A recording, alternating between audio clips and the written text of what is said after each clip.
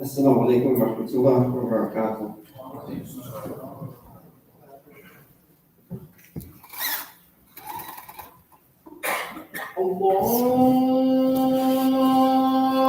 Allahu Akbar.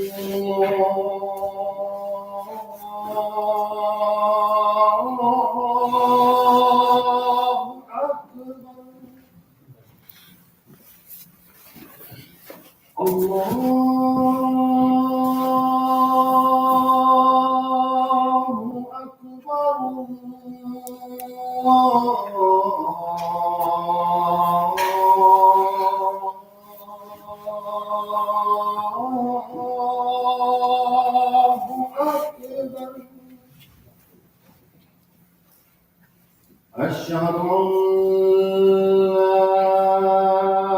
إله إلا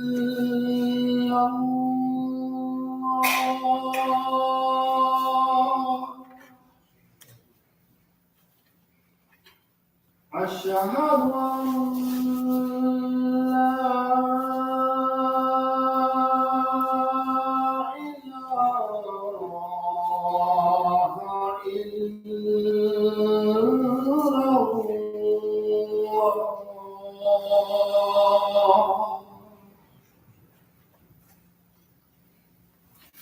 أشهد أن محمدًا رسول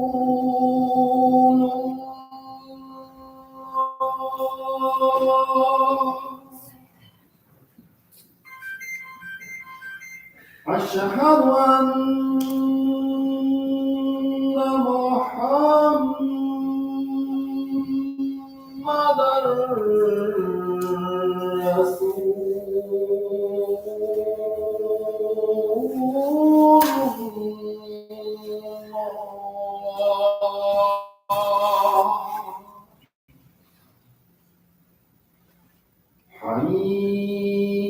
حي على الصلاة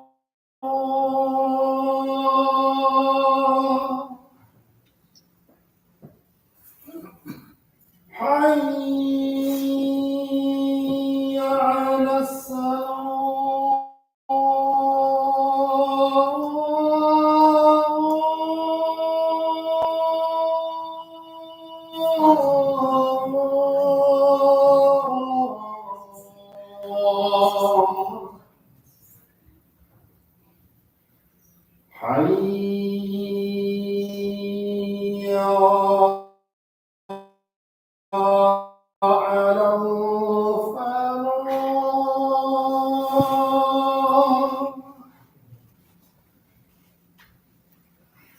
حي على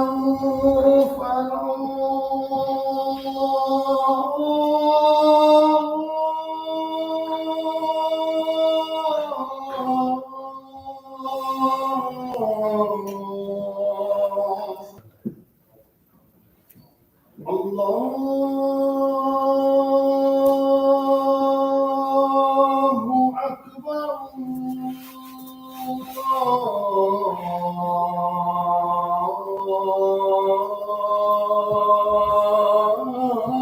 الله أكبر لا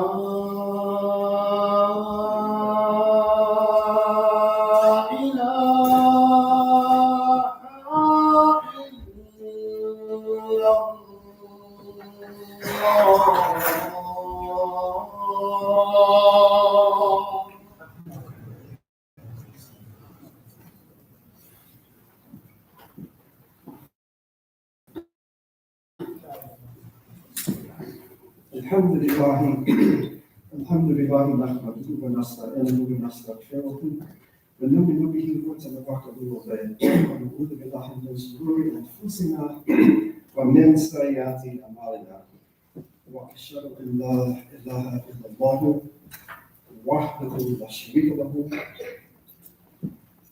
واشهد ان محمدا عبده ورسوله اما بعد أعوذ بالله من الشيطان الرجيم Bismillahirrahmanirrahim.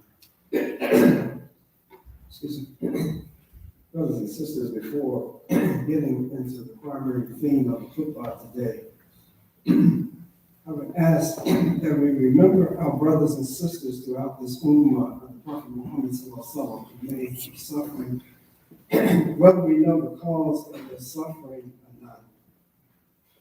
That Allah subhanahu wa ta'ala has given us dua as the most powerful weapon in our arsenal against shaitan and for our own souls.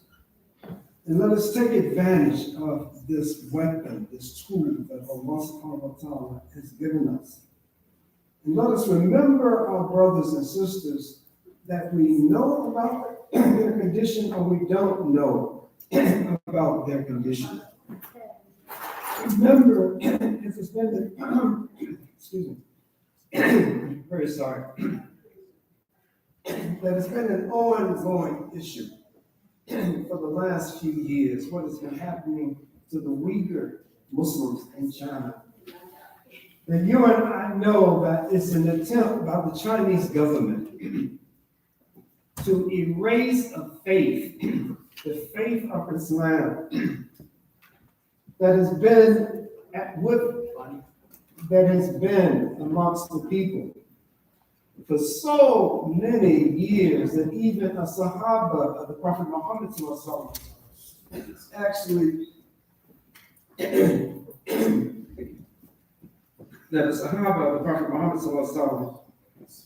actually brought the message of Islam to that part of the world.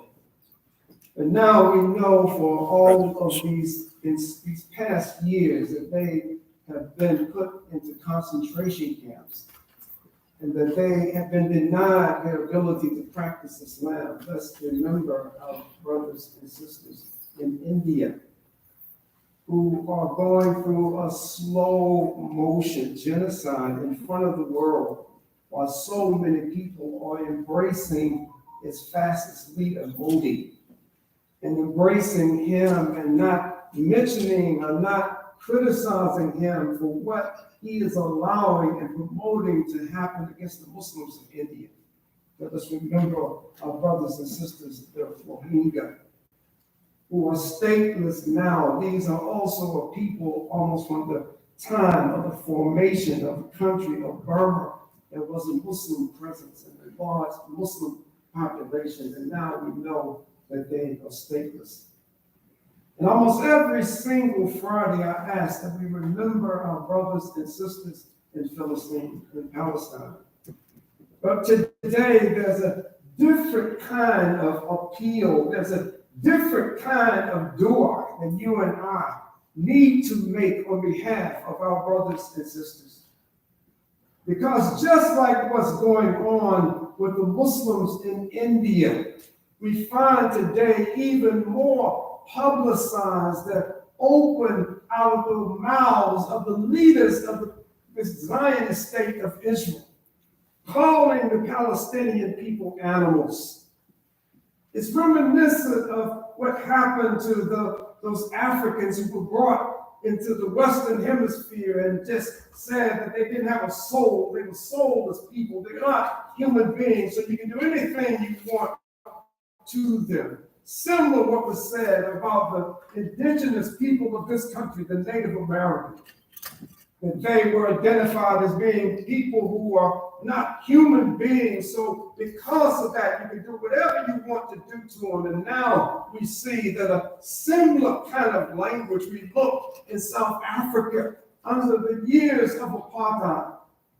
And we see not just based on religion, but any non-white person would have a special category in this apartheid state of South Africa, and that special category would bring them either punishment and taking things away, even their lives, or whether it would bring benefit depending on their labeling. But in each one of these historical and current situations, the people have to first be denounced as human beings, as Netanyahu said about the Palestinian people, that these people are animals. And so the mentality is that if you're dealing with soulless, animalistic people, that you can treat them worse than your pets, treat them worse than dogs. What we see unfolding in Palestine today is something that the Palestinian people and the Ummah itself is in need of our dua.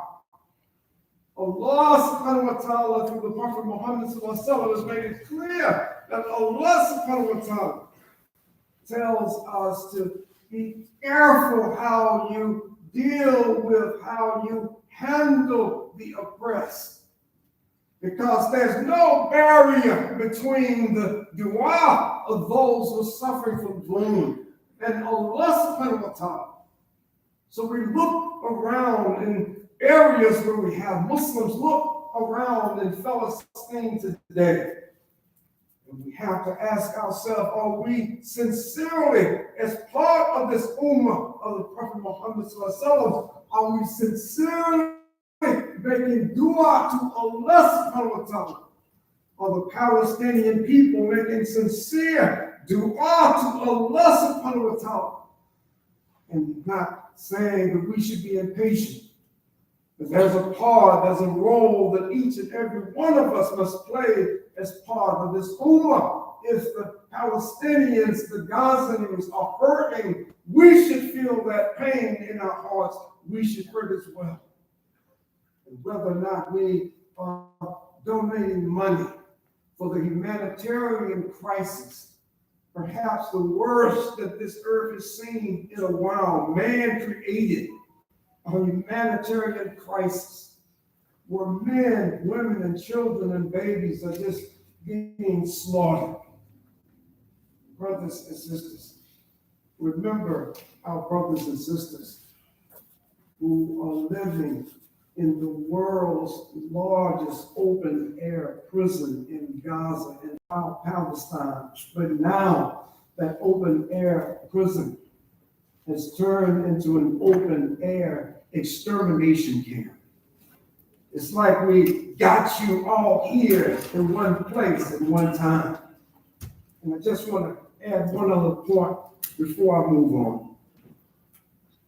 That when we read about, when we see the suffering that those brothers and sisters and babies in Gaza are going through, when we read about Jubalia and all of these other camps, concentration camps that are in Gaza, know that these are 100% Muslims who are confined to these camps in this land of Palestine. There are no Christians, there are no Jews, there are no animists, and everybody in these areas are Muslim.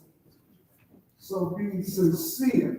And I'm not questioning the sincerity of our dua any other time, but please, in the times in which we're living today, please be sincere about our dua for those in the ummah of the Prophet Muhammad who are suffering from oppression. Brothers and sisters, I'm not going to take a lot of your time. Some of you know I have been a little healed. It wasn't with COVID. I have another flu type virus that has had me on my back for quite a few days. I thought that I would be in much better shape today to address you than I am, so I apologize if my voice is sounding as bad as it sounded. I just thought I was a little beyond this. But brothers and sisters, I want to just take one historical point. I have a lot of water here to get. I want to remind myself or remind you of a historical point in the life of that first generation of Muslims under the leadership of the Prophet Muhammad sallallahu alaihi wasallam.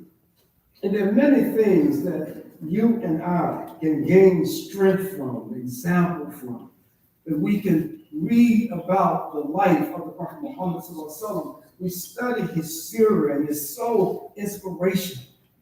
But one of the beauties about Islam that is not just the Prophet Muhammad sallam, that we know so much detail about their lives because of their closeness, because of their endearment with the Messenger of Allah sallallahu alaihi wasallam. The lives of so many Sahaba and Tabi'een have been captured so we can look at what they did in times when times were good, when times are bad. I just want to share quickly just one episode that perhaps you and I can draw some guidance and direction from. You and I know that the Prophet Muhammad sallallahu before the revelation of the Quran, that everybody in Arabian society there in the Hijaz in Mecca recognized that this is one of the most outstanding, valuable members of Meccan society. That they recognized, and you and I know he had this label, Al-Amin, that they recognized him as the trustworthy. He was so trustworthy that when he made the hijrah to Medina, that he had in his possession some of the property of the mushrik, the disbelieving Meccans. And before he said goodbye to Mecca, he made sure to make arrangements that see this property in my house, this belongs to that person and that person. They put it as a trust to me. Get this property back to them. And you have to undertake this. This is it's something you must do as a believer. And this is what they did. I just only use this quick example to point out that even amongst those who oppressed him the most, tried to take his life literally before he made the hijrah, that the Prophet Muhammad was still Al-Amin. That his character, his qualities that he had before Islam were just made even sweeter and better for humanity after Allah subhanahu wa ta'ala revealed this Quran to him.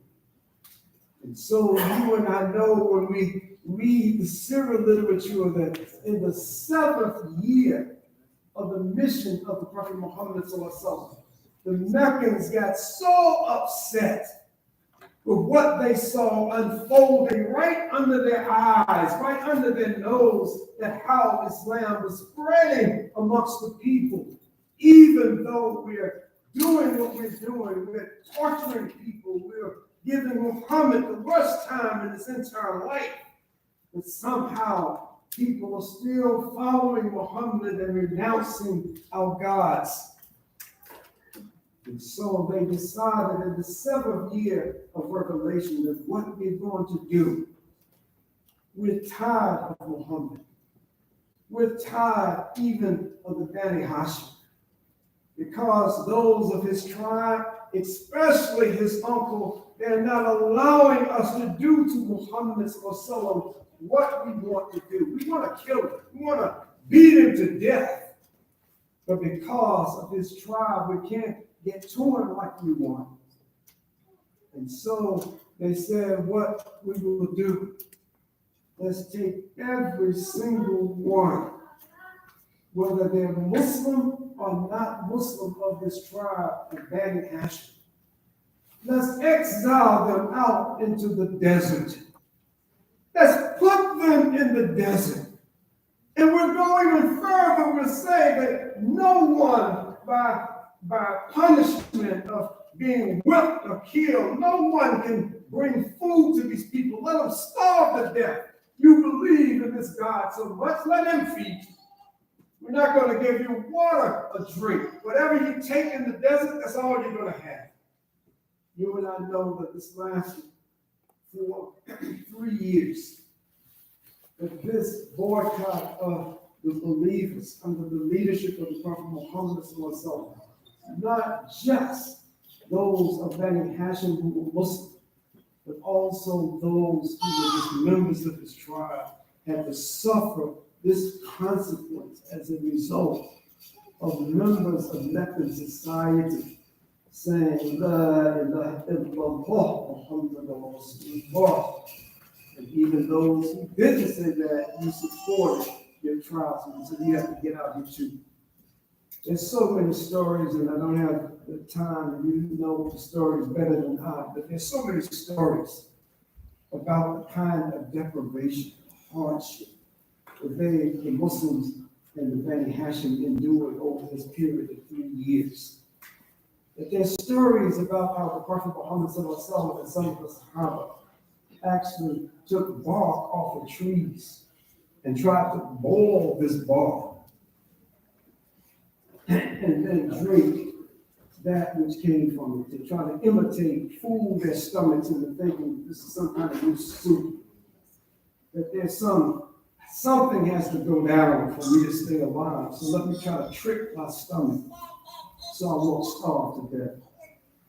Brothers and sisters, this was the one physically, as far as not having those things that are sustainable for life. And just one other quick thing.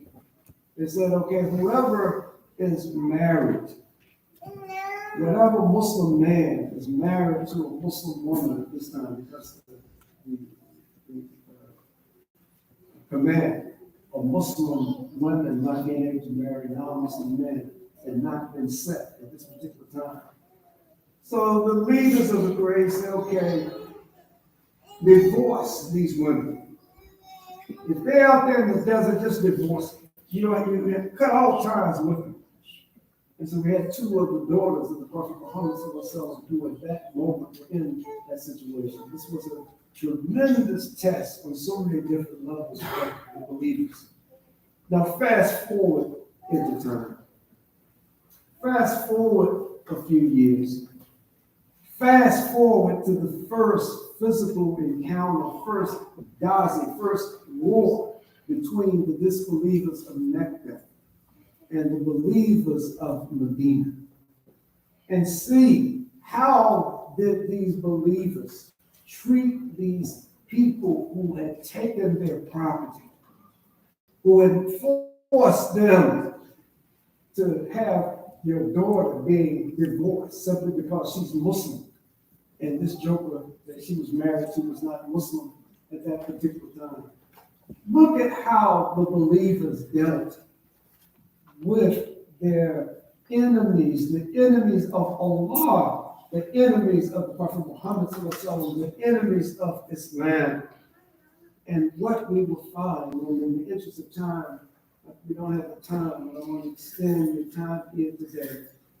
But when we read this history, we find this compassionate ummah, this fathering, this compassionate prophet.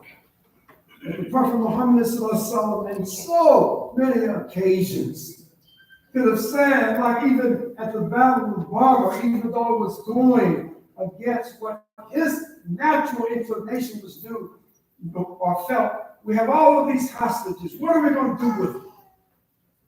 In the end, did they end up killing all of the hostages because they were there in their grips? These were the same people who had taken their property, who had halfway starved them to death in the desert and done all of these things. You know, what did they do? They said, okay, we can get money off of these hostages. We won't kill them. If they embrace Islam, then they're just free to go. It was the height of an example of compassion as it relates to your enemies. This is a sunnah. This is an example that we should follow even up to this day.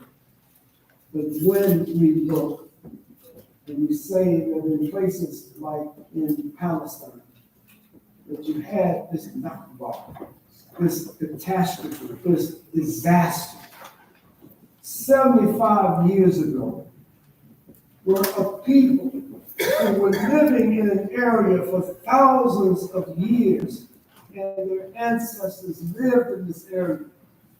That they lived in an area for all of these centuries.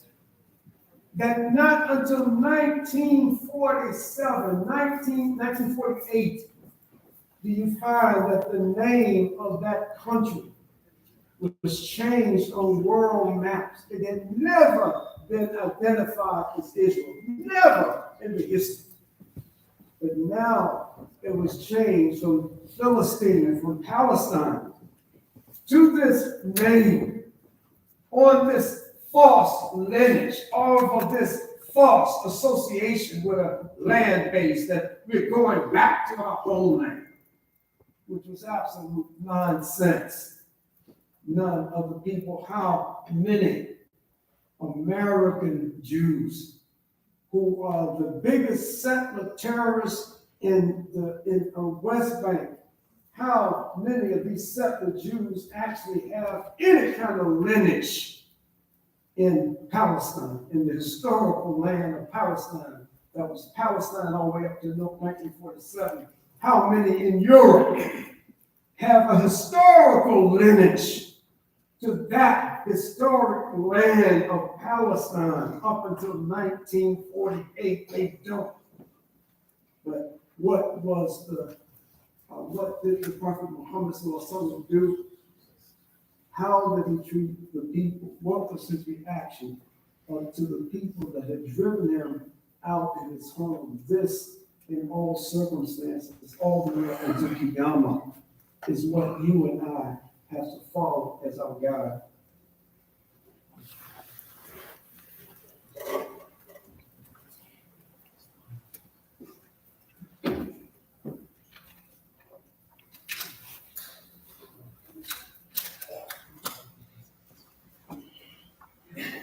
في الدنيا حسنات وفي الآخرة حسنات وقنا عذاب النار. Brothers and sisters, when we look at what has happened in Palestine in 1948, and I have no intention of trying to recap all of the low lights of the history of this area since 1948. But what we should remind ourselves of is that those people today who are being this indiscriminately bombed, with the leader of the nation saying that the people are animals. And it's my intention to just wipe them all out. They won't exist anymore. That there won't be a people, a Muslim people, calling themselves Gazans, because we're going to eliminate every one of them. But the point that I want to underscore during this khutbah, that regardless of how horrible, how inhumane the Palestinian people have been treated since 1948, regardless of the kinds of oppressive behavior that they've had to endure, to become foreigners in their own country, regardless of any of those things, are we justified in targeting at any point as Muslims? Is there ever a time where we're justified for killing women and children, knowingly killing women and children? If this were the case, and we're saying that we're following the Sunnah of the Prophet Muhammad, the first instance that the Prophet Muhammad had to get back, to get payback against the Meccans, he would have tried to destroy their bloodline. He was saying that these people were so cruel to us that their children can't grow up to be no good, so we just destroy all. They're animals. Look at how they're treating us. Look at the code of the environment. Look at the code of the Arabs at this time in this part of the world. And look at how they violated this. So we're going to just get some get back. We're going to set an example for people who are against Islam up until Qiyamah. And if you do something to us, we are going to do something worse to you. So I'm saying this as a reminder to myself, as a reminder to you, that it is not part of this deen, it is not part of this faith to do negative, criminal things to others as they have done it to us.